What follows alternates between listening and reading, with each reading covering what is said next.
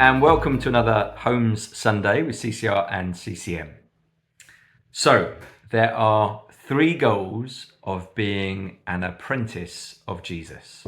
1, be with Jesus. 2, become like him. 3, do as he did. At the moment, we're throwing ourselves into that first goal, be with Jesus. As we grow strong in this discipline, in this practice, the rest will follow. This is the foundation of what it is to be an apprentice of Jesus. We're to learn ways of being with Jesus through our day. But that's challenging.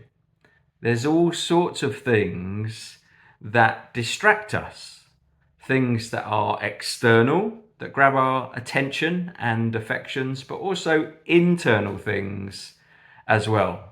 But we can do it. We can learn to do it. You can learn new ways to think. Once you've grasped the vision of how good it will be, how good it is to be with Jesus all day, every day, we can retrain our brain through practice and habit formation to abide in him as he abides in us. That's John chapter 15, verse 4. Or as Psalm 16, verse 8 says, to set the Lord always before me. Or as Paul says in 1 Thessalonians 5:17, to pray without ceasing. The encouragement here is that through practice and habit formation, the compass of our attention and our affection will return to Jesus as we train. It really, really is good for your soul to exist like this. And it is possible, thank you, Lord, but it's not inevitable. It won't just happen by magic. We need to practice. Let me give you one powerful word that helps us when thinking about training our brains. If you grasp this, if you include this word in your lexicon, then it will make starting and keeping, developing new habits and practices possible. It will strengthen them. There's this one word that I've come to learn its power. And that one word is yet. When my daughter Isabel decided she wanted to learn to play the piano, I taught her. I was the master, she was the apprentice.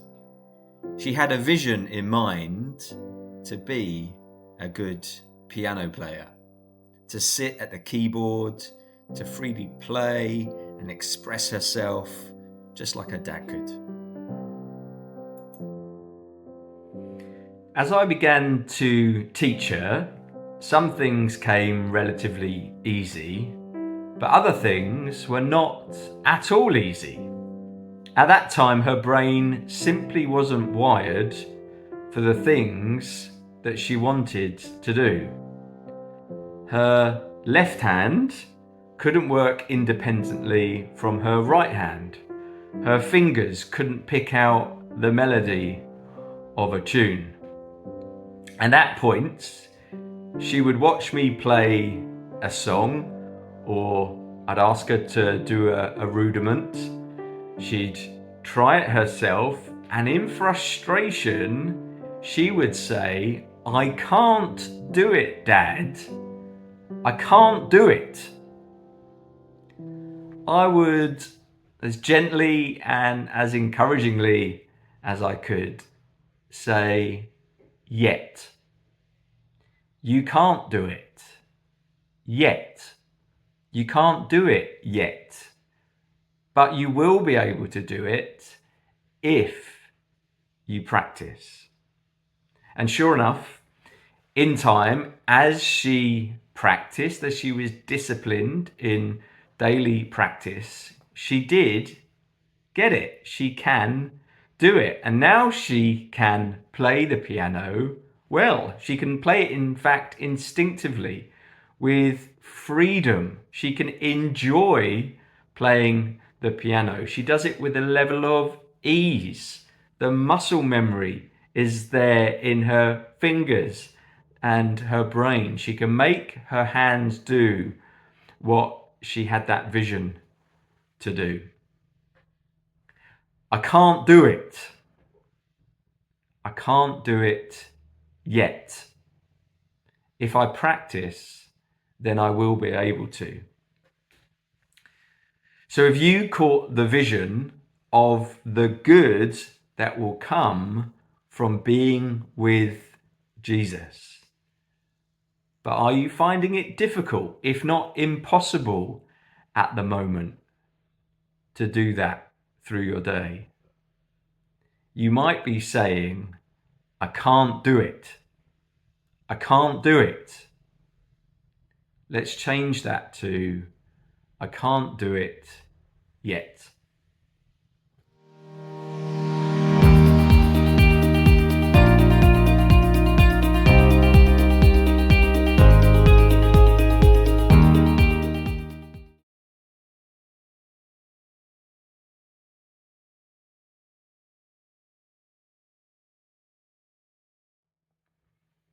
Have you been captured and captivated by this vision?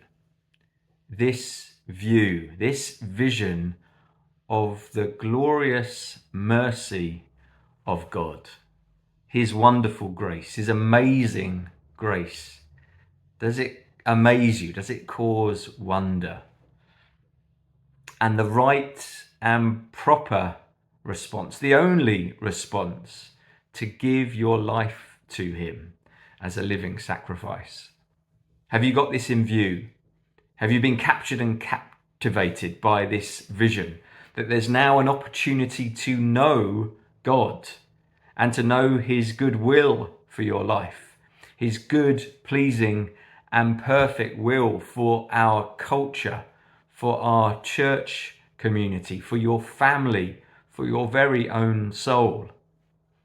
Have you been captured and captivated by this vision that you've been called by the Rabbi Jesus to be His apprentice? What a privilege. He's chosen you. He's, in a sense, seen something in you about who you can become. He wants to be with you. He wants you to be like Him. He wants you to do the things that He does. You've been called by Jesus to be with Him, to live in the reality that He dwells in you and you dwell in Him. Well, with that vision, we must do something about it. We must practice. We must no longer be formed by the world around us and instead be transformed, reformed by Jesus inside us. Transformed and reformed by Him and the way that we think, the way of life. We must have a transformed lifestyle. Our minds must be renewed. Now, we can't heal ourselves, we can't transform ourselves, but we can train ourselves to change the way that we think. We can retrain our brains. The good news is that this is possible. You can change. 2,000 years ago, God in His word tells us to renew our minds. Today, cutting-edge neuroscience tells us about neuroplasticity. Now let me read this. Neuroplasticity, also known as neural plasticity or brain plasticity, refers to the brain's remarkable ability to reorganize itself by forming new neural connections throughout life. This capacity allows the brain to adapt in response to various stimuli, including learning new things, experiencing new environments, recovering from injury, and even aging. Essentially, neuroplasticity is the brain's way of rewiring itself to optimize its function and respond to change. So, on this topic of neuroplasticity, I thought I'd bring in an expert. So, this is my daughter, Charlotte. Hey, Charlotte. Hello. And you're a bit of an expert because where did you study? What did you study? So I spent 4 years studying neuroscience at King's College London. Fantastic. You did rather well. You got a first from King's. So, well done you. So, tell us about neuroplasticity and Hebb's law. Um, what are we talking about? Okay, so Hebb's law would be that neurons that fire together wire together. So your brain is trying to make connections all of the time. It wants to be efficient. So every time you engage in a thought, an action, a routine, a habit, you're physically changing your brain. Your neurons want to make those connections together and they activate. So, here's a neuron, here's a neuron. What do you mean by Yeah. physically changing? So you have a pre-synapse and a post-synapse. Your pre-synapse is the one that's giving the signal to the post-synapse that's receiving it. Right. And when you're engaging in that behavior lots, your pre-synapse, the one that's giving the signal, actually releases more neurotransmitter, so more signal to the postsynaptic neuron. Hmm. The postsynaptic neuron changes as well and has more receptors to be able to receive that. So it's not that there's more neurons. Hmm. It's that the neurons that are there, all the pathways that are already in your brain, just go stronger and stronger. You think it, you link it, and the more you think it, the more you link it. Nice. Great. But also, if you're trying to give up a thought pattern or a habit. Yes. So the inverse is absolutely true. Your brain wants to be efficient. And so if you're not using those connections anymore, what's the point in having them? And so your brain, the presynapse will release less neurotransmitter so that the signal can't be received. And the postsynapse will get rid of its receptors. It just sees that pathway is not important anymore. Mm, And the pathway weakens. mm. So you really can rewire your brain. Yeah. Great. Thanks, Charlotte. Bless you, girl. See you soon. So, be with Jesus. This is your first and primary goal as an apprentice of the way. Practice being in the promised presence of God. And the more you practice, the more that you make God a habit, the easier and more natural this way of thinking and living will be. And so the more blessed your mind and life will be.